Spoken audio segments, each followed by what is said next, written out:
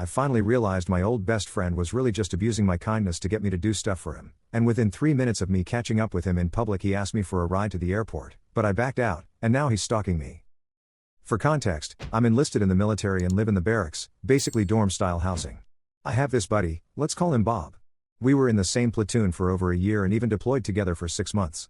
So yeah, we knew each other pretty well. At the beginning of this year, I got moved to a different platoon, and since then, Bob and I haven't talked much.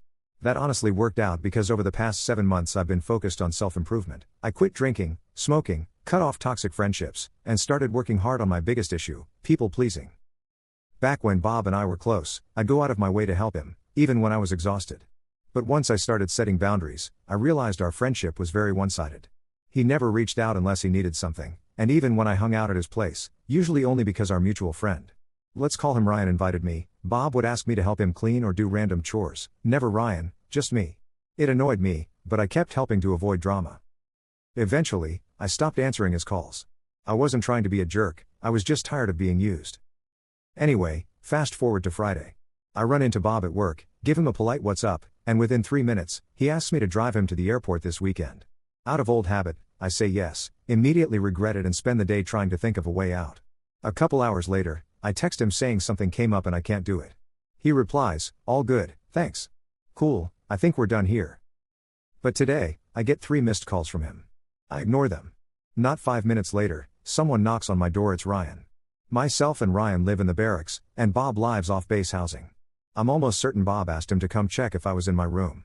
Ryan's got his girlfriend with him this weekend, so obviously he's not trying to be Bob's ride either. Can't blame him. About 1 minute after the knocks on my door, I hear someone lurking outside my window. The back of the barracks has a rock trail, so it's easy to tell when someone's walking past casually, but this was someone stopping, moving around, and clearly trying to peek inside my window to see if I was home. That seriously pissed me off. It felt like a total invasion of privacy. I didn't cancel last minute. I gave him hours/days of notice to find someone else.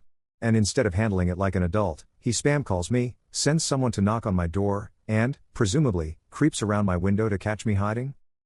My weekends are the only time I get real peace and separation from work, and I guard that time hard. So yeah, I ignored the calls and the door knock, and I didn't respond to anything after that. But now I'm feeling a little guilty, like maybe I was too harsh or immature about it. So, am I a jerk for backing out of the airport ride and ignoring him after? Commenter. NTA.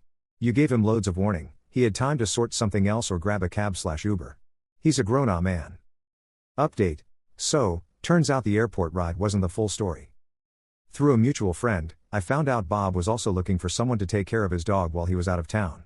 Apparently, he got the dog a few months ago, but never mentioned it to me. No stories, no photos, no heads up. Just silence, and then, I'm assuming, the plan to drop that favor on me last minute after I already agreed to the ride. Looking back, this wasn't the first time he stacked extra favors mid-favor. It's a pattern I'm finally starting to see clearly.